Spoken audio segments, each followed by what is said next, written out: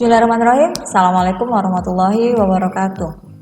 Apa kabar anak-anak ibu sekalian? Semoga sampai dengan hari ini kalian masih tetap diberikan kesehatan.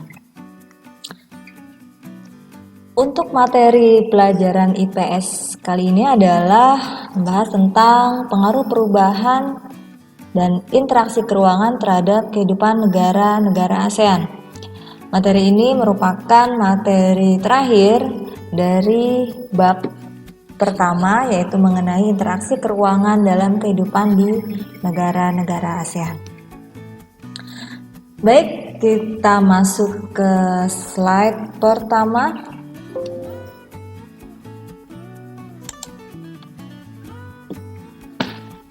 Akan ada beberapa pembahasan dalam materi ini. Pembahasan yang pertama, kita mulai dengan perubahan ruang dan interaksi antar ruang akibat faktor alam. Faktor yang pertama yaitu faktor iklim. Kalau kalian perhatikan peta ASEAN, setiap negara-negara yang ada di wilayah ASEAN atau Asia Tenggara tentunya memiliki letak lintang yang berbeda antara satu negara dengan negara yang lain. Karena letak lintang yang berbeda inilah yang membuat setiap negara memiliki iklim yang berbeda-beda. Tapi untuk Asia Tenggara atau ASEAN, walaupun memiliki letak lintang yang berbeda, tidak berpengaruh terhadap perubahan atau perbedaan faktor iklim.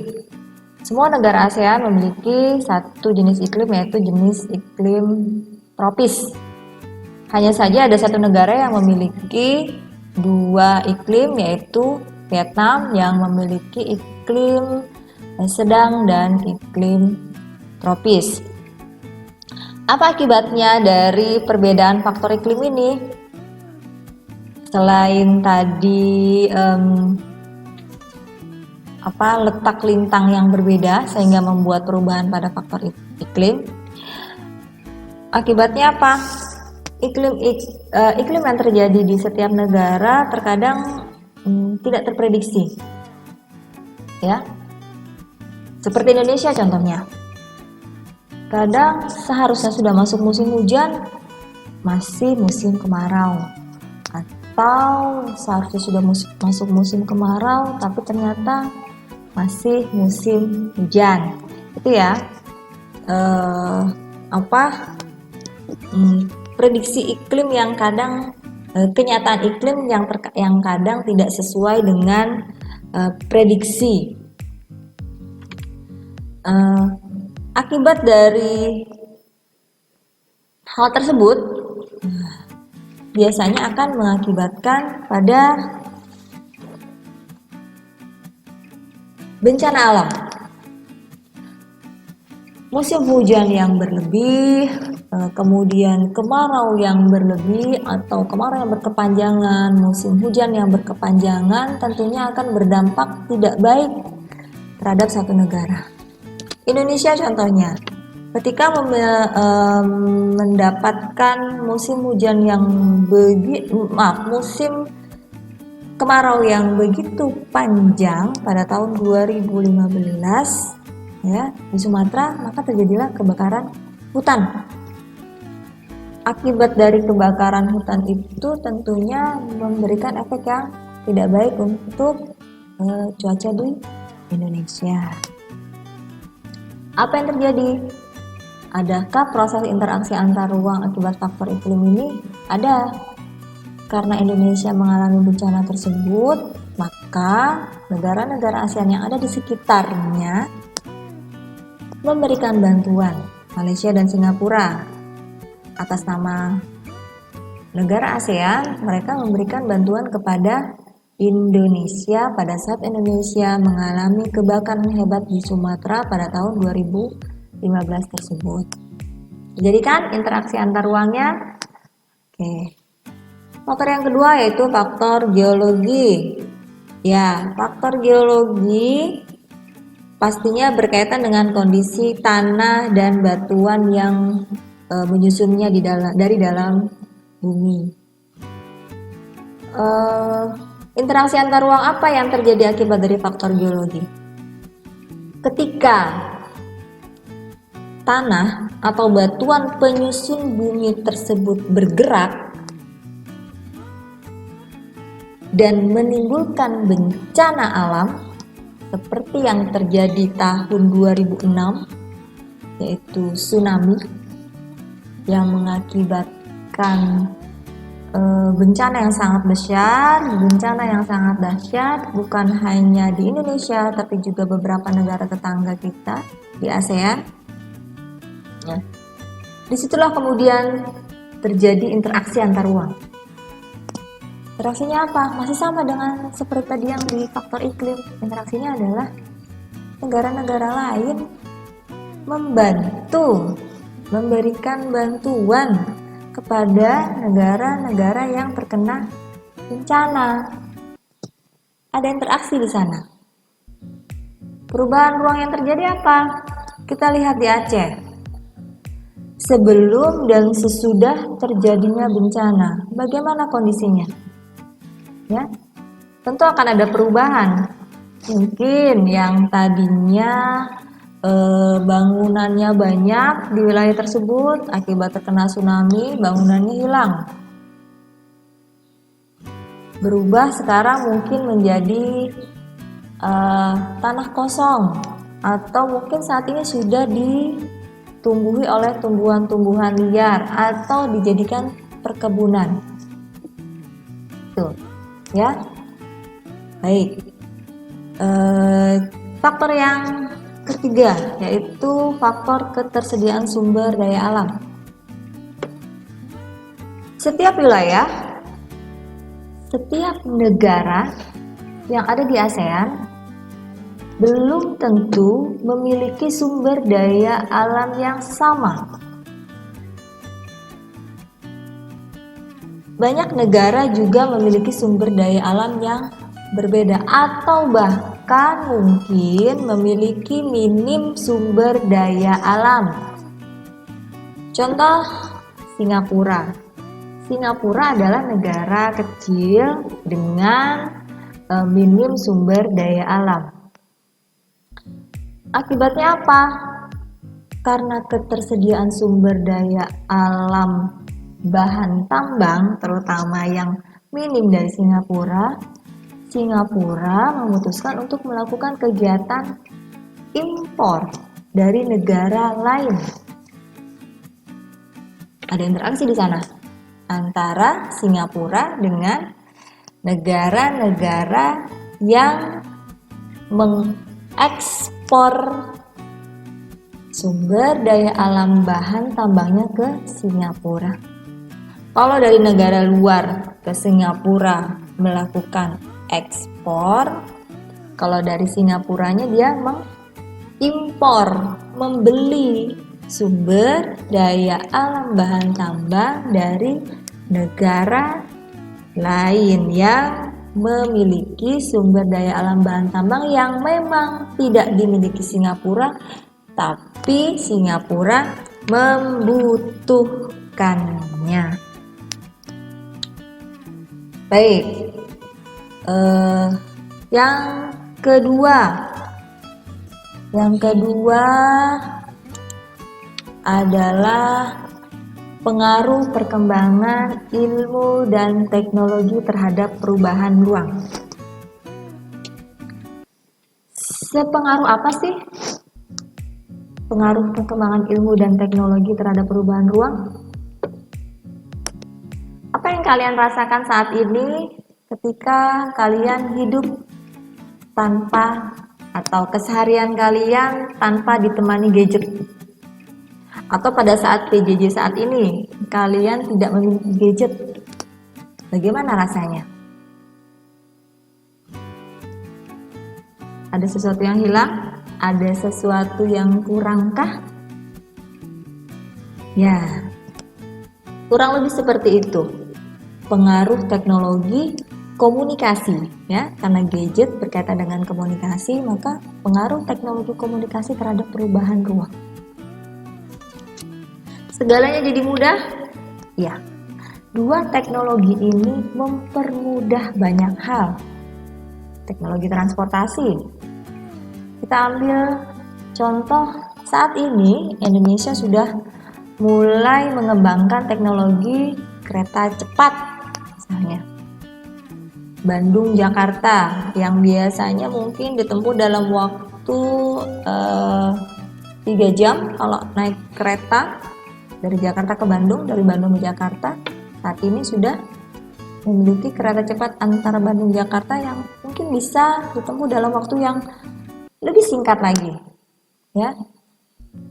Bisa mungkin dalam waktu 1 atau 2 jam sudah bisa sampai ke Bandung. Teknologi komunikasi. Sekarang manusia sudah mulai tergantung dengan yang namanya teknologi komunikasi, ya. Hampir semua jenjang usia yang ada di masyarakat sudah mulai ketergantungan dengan teknologi komunikasi. Ayah kalian, ibu kalian, mungkin kakek, nenek, bahkan mungkin adik kalian yang masih kecil pun saat ini sudah sangat mengerti teknologi komunikasi.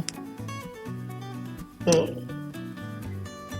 Dua teknologi ini, bagaimana kaitannya dengan negara ASEAN?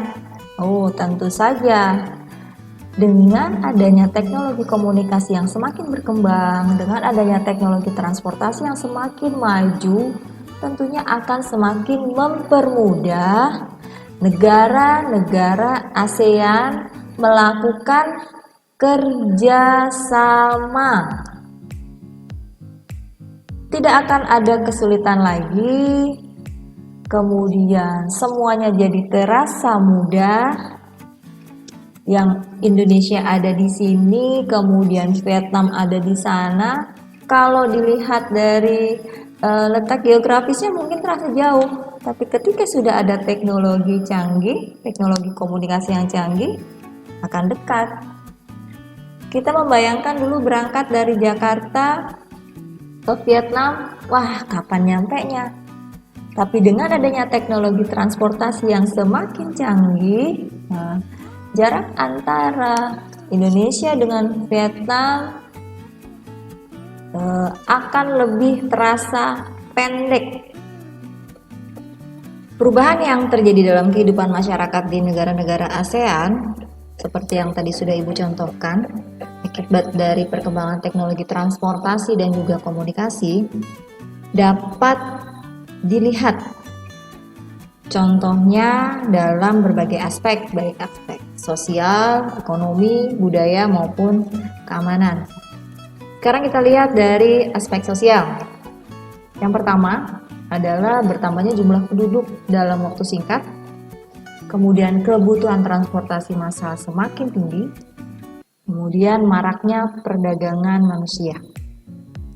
Kemudian dari aspek ekonomi, yang pertama adalah bertambahnya pendapatan negara dari pajak dan pendapatan dari sewa tempat tinggal. Kemudian nilai barang lokal meningkat seiring permintaan mata uang asing. Barang-barang asing semakin mudah dijangkau. Aspek yang ketiga adalah aspek budaya. Perubahan yang terjadinya akulturasi budaya secara sadar maupun tidak. Perubahan sistem nilai dan norma, terjadinya kecenderungan gaya hidup hedonis. Kalian cari nih apa arti dari hedonis ya. Dan yang keempat adalah faktor keamanan. Perubahan yang terjadi adalah gangguan kondisi keamanan suatu negara semakin rentan karena semakin mudahnya orang keluar masuk dalam satu negara, dari satu negara ke negara lain ya. Kemudian narkotika dan obat terlarang semakin mendapat tempat. Kita bisa lihat contohnya di Indonesia sendiri sudah semakin banyak orang-orang dari negara lain yang bisa dikatakan sedikit lebih mudah untuk memasukkan narkotika ke negara kita. Kemudian yang terakhir adalah jaringan kelompok perusuh antar negara semakin mudah diorganisir. Oke, selanjutnya adalah pengaruh perubahan ruang terhadap kehidupan ekonomi. AFTA. Apa itu AFTA? Kepanjangan dari apa AFTA itu? Ya, AFTA adalah kepanjangan dari ASEAN Free Trade Area. Apa maksudnya? Dari kepanjangan itu sebenarnya kalian harusnya sudah bisa memahami tujuan atau maksud didirikannya AFTA. Ya, AFTA adalah satu organisasi ekonomi yang ada di ASEAN yang menjadikan kegiatan ekonomi di negara-negara ASEAN semakin luas. Ya. Tidak ada lagi kesulitan bagi satu negara yang ada dalam lingkungan ASEAN. Kesulitan apa? Kesulitan untuk menjual ke negara lain. Kesulitan untuk mengekspor. Kesulitan untuk mengekspor barang atau sumber daya yang dia miliki ke negara lain. Tidak akan ada lagi itu. Bagaimana dengan proses impor? Sama. Kalau sudah melakukan ekspor, ya, berarti ada negara yang mengimpor. Semuanya dipermudah dengan adanya AFTA ini. Kegiatan produksi yang dilakukan oleh produsen atau pelaku kegiatan produksi suatu negara ASEAN akan dapat dengan mudah dipasarkan ke negara lain dalam lingkup ASEAN. Ingat, AFTA ini hanya dalam lingkup ASEAN. Kemudian selain kegiatan produksi, distribusinya juga, ya seperti yang tadi Ibu bilang. Kegiatan distribusinya menjadi lebih jauh jangkauannya, ya. Mungkin tadinya hanya sebatas di dalam negara, tapi karena sudah ada free trade area, ya. Free itu apa? Bebas. Trade itu perdagangan. Area perdagangan bebas ASEAN, ya. Jadi tidak boleh suatu negara ASEAN mempersulit negara ASEAN yang lain, ya, ketika dia ingin menjual barangnya ke negara tersebut. Tapi tentunya ada pakem-pakem atau aturan-aturan yang memang diberlakukan oleh negara-negara penerima ekspor, ya. Jadi walaupun diberi kebebasan dalam hal jual beli di AFTA ini, tetap setiap negara juga memiliki pakem-pakem tersendiri yang memang juga harus disepakati oleh negara-negara yang lain. Selanjutnya adalah pengaruh konversi lahan pertanian ke industri dan pemukiman terhadap perubahan ruang dan interaksi antar ruang. Pernahkah kalian mendengar negara Singapura melakukan reklamasi untuk perluasan daratan? Kira-kira kenapa Singapura melakukan reklamasi ini? Sudah tahu sebelumnya apa itu reklamasi? Ya, reklamasi adalah alih fungsi lahan pantai menjadi daratan. Kalau di Indonesia, hebohnya reklamasi itu ada di daerah mana? Jakarta, ya. Reklamasi tersebut disebut Salah satu bentuk alih fungsi lahan yang disebut konversi lahan. Jadi yang tadinya lahannya itu berupa perairan, ya, perairan berubah menjadi daratan. Biasanya mengubah area pertanian menjadi area dengan kegunaan lain, misalnya menjadi permukiman atau industri. Kalau konversi lahan ya. Tapi kalau untuk reklamasi itu dari perairan menjadi daratan. Kalau konversi lahan itu dari lahan pertanian biasanya menjadi lahan industri. Kebanyakannya seperti itu. Kita bahas pengaruhnya dari konversi lahan ini. Yang pertama adalah konversi lahan pertanian menjadi lahan industri. Banyak yang seperti ini terjadi di Indonesia, banyak sekali.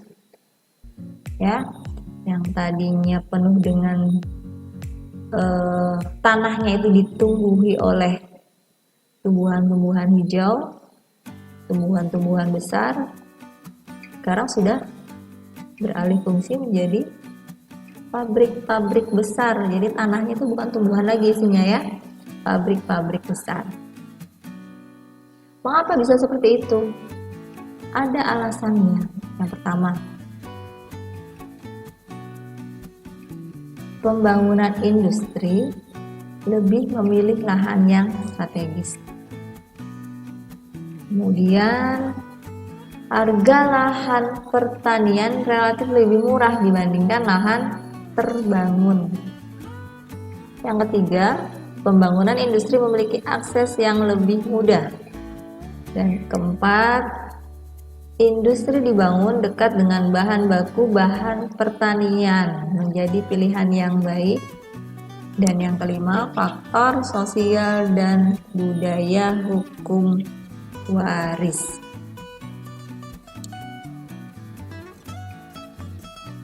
Apa kemudian masalah yang timbul ketika konversi lahan pertanian menjadi lahan industri? Pasti ada dampak negatifnya. Yang pertama, lahan pertanian menjadi berkurang. Yang kedua, lahan pertanian sekitar industri berpotensi terkena imbas pencemaran limbah industri. Kalaupun tidak semua lahan pertanian itu dijadikan lahan industri, masih ada nih beberapa lahan yang tetap menjadi lahan pertanian. Tapi harus diperhatikan karena kemungkinan berpotensi terkena imbas pencemaran dari industri tersebut. Yang ketiga apa? Konversi lahan itu menular. Kalau sudah dibangun di sini, di satu wilayah, biasanya akan merembet ke wilayah lain. Tidak akan berhenti di situ saja. Karena melihat misalnya industri yang dibangun itu menjadi terus maju dan berkembang, orang yang memiliki industri tersebut ketika melihat peluang yang ada, kemungkinan dia akan terus membangun industri lagi, sampai bisa jadi lahan pertaniannya menjadi habis. Baik, pengaruh yang kedua, pengaruh konversi lahan pertanian menjadi lahan permukiman. Kalau tadi menjadi lahan industri, sekarang menjadi lahan permukiman. Dampak negatif yang akan timbul antara lain apa? Pertama, luas lahan pertanian menjadi semakin berkurang, sehingga produktivitas pangan semakin menurun. Yang kedua, petani dan buruh tani kehilangan mata pencarian. Yang ketiga, apa? Turunannya lagi, hilangnya ruang terbuka hijau. Pertaniannya sudah berubah menjadi pemukiman ya. Kita sudah tidak bisa lagi melihat hijau-hijauan di sawah. Dan yang terakhir, ini yang paling berbahaya, berkurangnya lahan resapan air yang bisa berefek pada bencana alam. Baik, anak-anak ibu sekalian, ibu cukupkan penjelasan kita tentang pengaruh perubahan dan interaksi keuangan terhadap kehidupan di negara-negara ASEAN. Ibu harapkan selain kalian mendengarkan penjelasan dari ibu, kalian juga tetap mau melakukan kegiatan literasi dengan membaca buku paket IPS yang kalian miliki, baik yang dari sekolah maupun yang kalian miliki di luar buku dari sekolah. Terima kasih atas perhatiannya. Setelah ini kalian bisa mengerjakan tugas yang ada di Google Classroom. Sampai jumpa di pertemuan berikutnya. Assalamualaikum warahmatullahi wabarakatuh.